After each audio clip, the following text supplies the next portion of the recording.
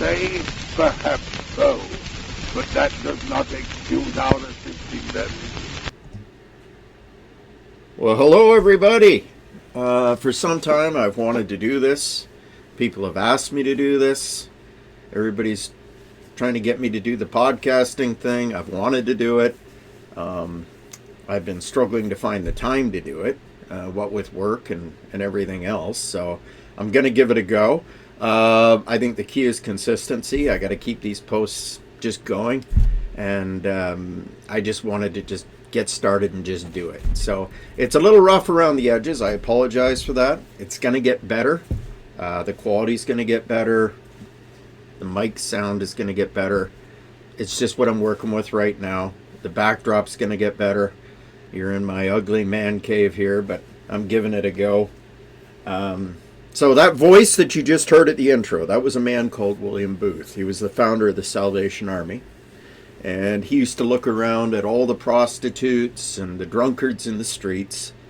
And he would use some of those same excuses that we use today. And we do, right? We find excuses, right, for not helping that person. Oh, they're just going to buy drugs with it.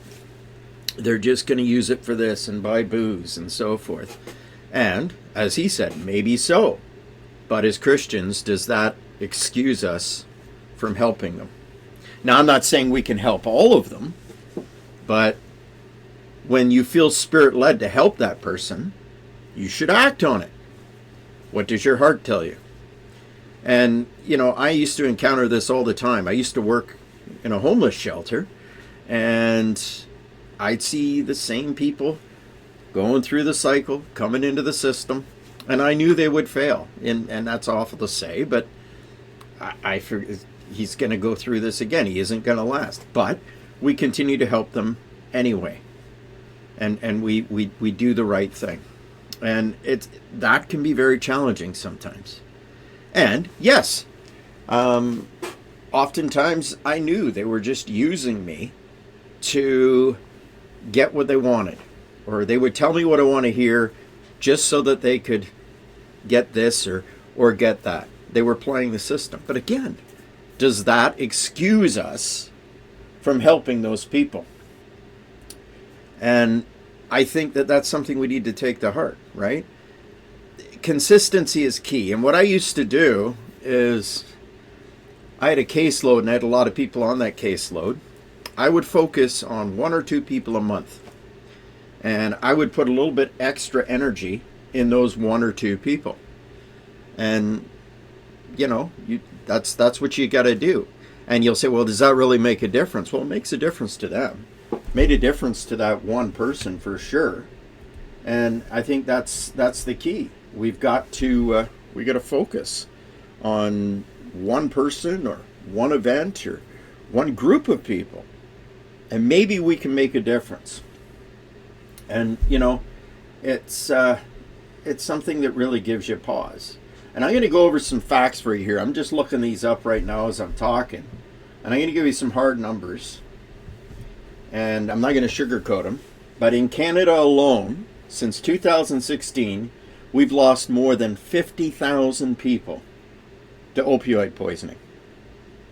50,000 souls, to put that in better perspective. And in 2024 alone, there was 7,146 opioid deaths nationwide. That's over 19 people a day. 19 people a day. Think about that.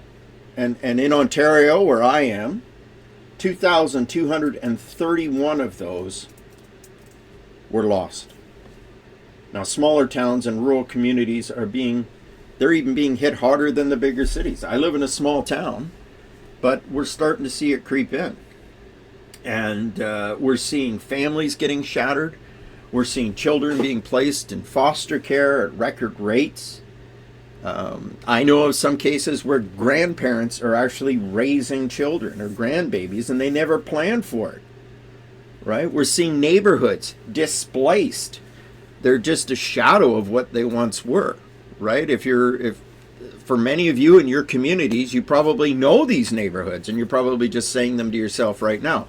Well, this neighborhood or that neighborhood used to be like this, and now it looks like a war zone, right? And we're seeing upticks in crime and despair. And, it's something that we didn't anticipate. We're seeing fentanyl turn people into statistics. And homes are being turned into funeral parlors in some cases. People are just ODing at record rates. And the enemy is whispering those same words to us today. They brought it on themselves. And many of them did. Let's be honest, right? Choices were made. Needles were chosen. Pills were swallowed. Sin always carries wages. And sometimes those wages are paid in overdose and brokenness. But that does not excuse us from helping them. We can do better. And I think that's representative of what the church is. That's what we do. And I mean, if you look in the Gospel of Luke, chapter 10, the parable of the Good Samaritan, right? That poor man lying half dead in the ditch. And the Bible doesn't say if he was an innocent victim of bandits or who jumped him for no reason. He was traveling the dangerous Jericho road, a road every Jew knew was full of trouble. And I'm sure in your neighborhoods or your communities, you know where these neighborhoods are. You could say, he brought it on himself. And we had the priest, the Levite, and the religious professionals. They just walked on by. They had their excuses. It's not my problem. He probably deserved it. I've got temple business to attend to. But then came the Samaritan, the outsider, the one that everybody least expected. And he stopped. He bound up his wounds. He poured on the oil. He took him to an inn and he paid the bill. Jesus said, go and do likewise. Go and do likewise. We don't check the police report, do we, before we show mercy? We don't demand a clean drug test before we offer the gospel. We don't rescue the perishing because Jesus rescued us when we were yet sinners. James 1:27 says, to visit the fatherless and widows in their affliction. Galatians 6:1-2 commands us, brethren, if a man be overtaken in a fault, bear ye one another's burdens, and so fulfill the law of Christ.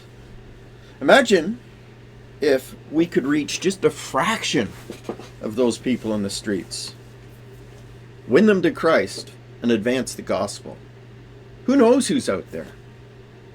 Who knows what Billy Graham is in those tent cities?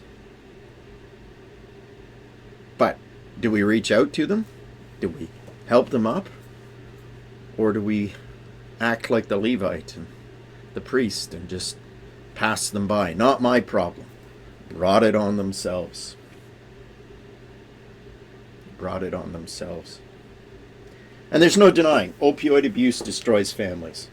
It strains foster care. But we're called to care for the fatherless and support those that are fighting this battle. We don't wring our hands and say, well, it's their bed. Let them lay in it. No. No. We need to let the Spirit call us to help.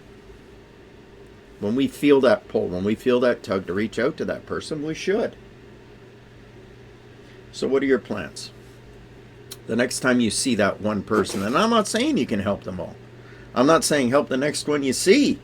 And I'm certainly not saying go into a dangerous environment or a dangerous situation where you're looking at a person that is a little sketchy and offer them aid. But I am saying start. Make a difference. Reach out to them. Do what you can.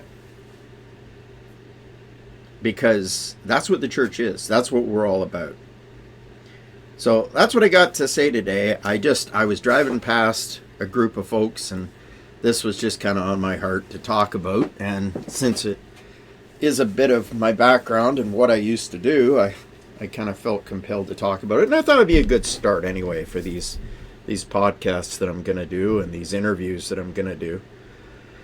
So this is more of a test broadcast, but I hope you found it interesting. And yeah, that's it for today. So I'm going to try and keep these going. I'm going to try and keep these consistent. And away we go. Okay, so may the Lord bless you and keep you. And I will see you next time.